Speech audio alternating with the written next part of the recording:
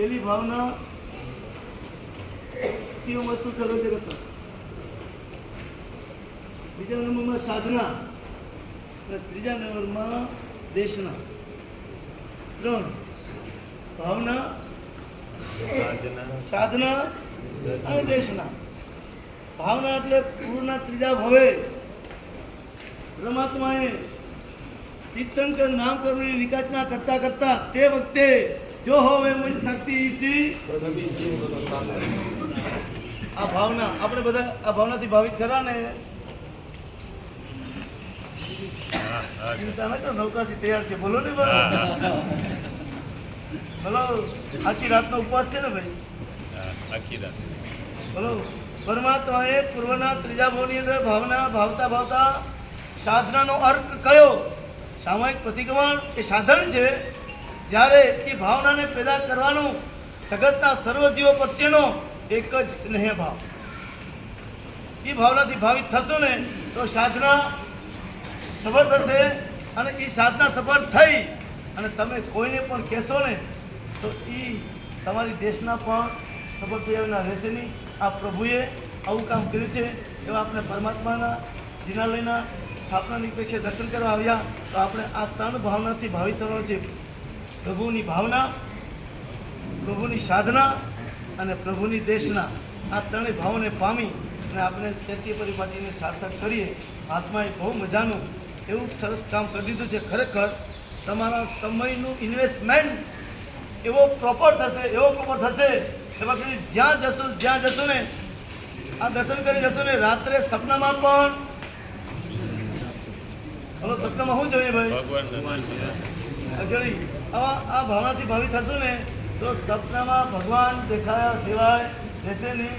તબક્ષરી આ ભાવનાને સ્વીકારવા જેવી છે, કરવા જેવી છે। સમય થયો છે પણ ખાલી એક વાત કરું, હાલારના ભરૂડિયાના ગામની તપોનવાળા ઘણા ખબર હશે, કુટીવાળા પણ ખબર હશે। અહીંયાના કેટલા ભાઈઓ હશે ને અમે જતા હતા આરાધના ધામથી દબાસંગની વર્ષગાંઠમાં 118મી વર્ષગાંઠ લગભગ હતી અને એ વર્ષગાંઠમાં જતાં જતાં આરાધનામથી નીકળ્યા છે। મોડ પર આવ્યા, મોડ પરથી સાંજે ભરૂડિયા આવ્યા।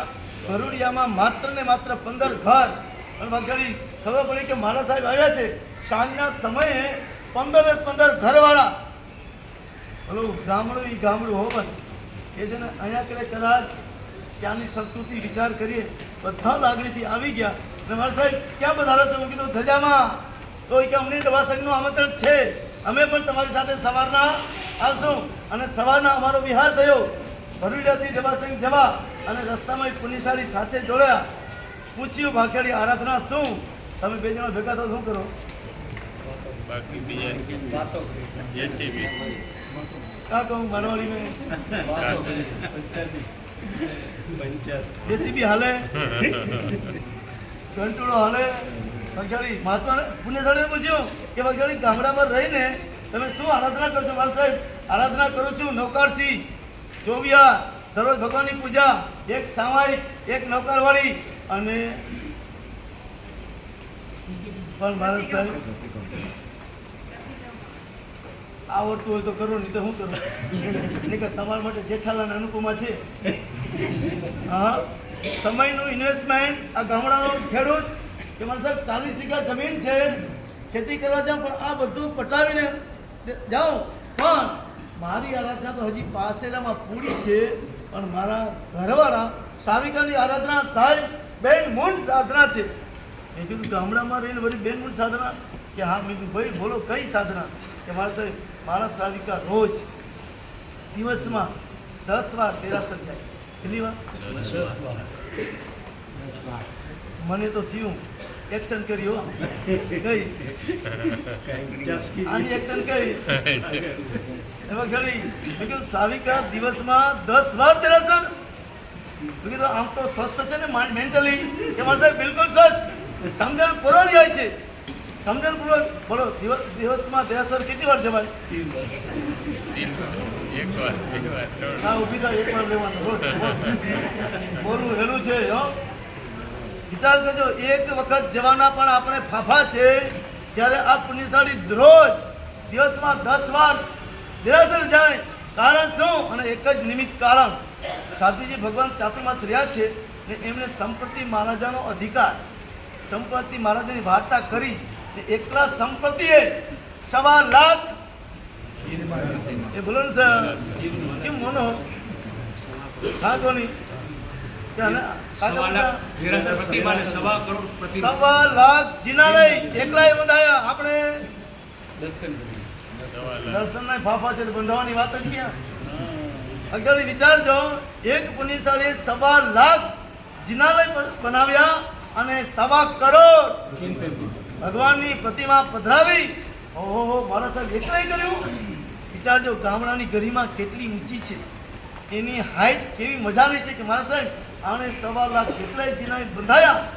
અમારે એક પથ્થરો પણ મૂકવાની તાકાત નથી ને ભાવના નથી, તો અમારે કરવો શું? અને તે વખતે ટિપ્સ મળી. સાધુ પાસે જાઓ ને તમને 2 વસ્તુ મળશે. કઈ બોલો?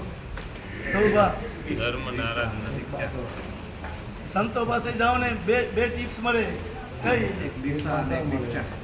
ખેડી પૃથ્વીવાળાની કંપની પેલા નંબરમાં દિશા મળે. ગૂગલ છે ને, ગૂગલ તમને બતાવે દિશા. એ તો તમને કઠોળે ચડાવી દે. આ દિશા મળી, માર્ગે ચાલવાની દિશા મળે.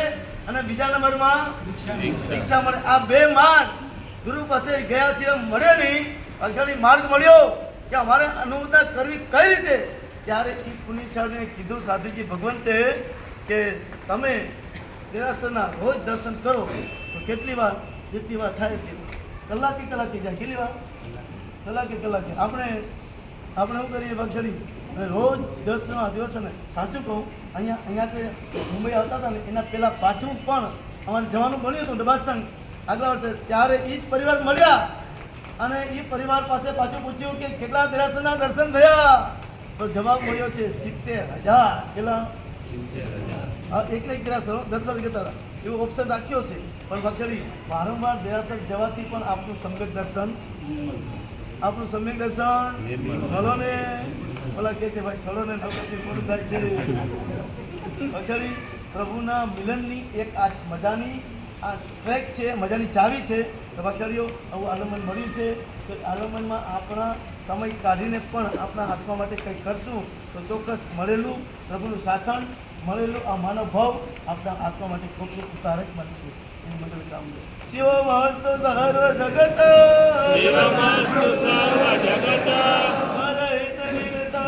ભવંતુ ભૂત ગણા દોષા પ્રયાન્તુ નાશા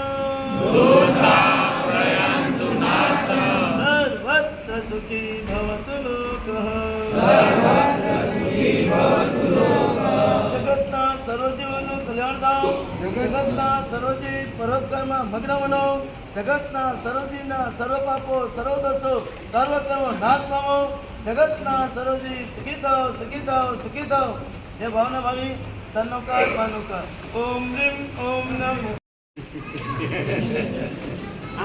ખબર પડે કે વોકિંગ કરનારા હાથ જોડજો. વોકિંગ કરનારા આમાં તો સારું છે. અમે જોગિંગ કરવા જાઓ છો એમાં તમને કરવા મન થાય, પણ ચૈત્ય પરિપાટી કરશો ને 2 કામ થશે. ચૈત્ય પરિપાટી, જોગિંગનું જોગિંગ, શરીરે હચવાશ અને આત્મા હચવાશ.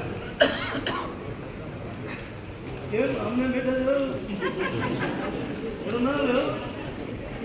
અરે સખ્યો એ લોકો એમ થાય અમને બહાર પણ લઈ કોણ જશે? 108 દિવસમાં કોણ દર્શન કરાવશે? વ્યક્તિઓ બધાને આવડી શકે. આવું સરસ મજાનો ભક્ષરી આ બંને પરિવારે સત્ય ચલાવી આટલા પુણ્યાત્માઓ આવ્યા અને સાહેબે કેવું માર્મિક વાત કરી છે. તો આ તો નો ઇન્વેસ્ટમેન્ટ ઓનલી પ્રોફિટ. આમને આમ આપના બિલ્ડિંગના પાર્કિંગની અંદર એને બધા પહોંચી જાઓ. અક્ષરી મણીઓ છે મનોભાવ તો ચૂકવા જેવો નથી. હાથ જોડજો. હરિયન શક્યો જો આનો પ્રીમિયમ પણ ફ્રી છે. પ્રીમિયમમાં 9 છે. આજે છે. હા આજે હરિયન શક્યો જેના હાથ હોય બતાવજો. હરિયન શક્યો એ હમુબા બીજા પછી કરવા પાડજો. હરિહર સખ્યમ સિદ્ધ સખ્યમ સૌ સખ્યમ દેવ સખ્યમ અપસખ્યમ ધાણા વિજ્ઞાય અનંતણા મગણ સત્તાગણ મહત્તરણ સત્યાગણ ઓ શ્રી રામ બોલો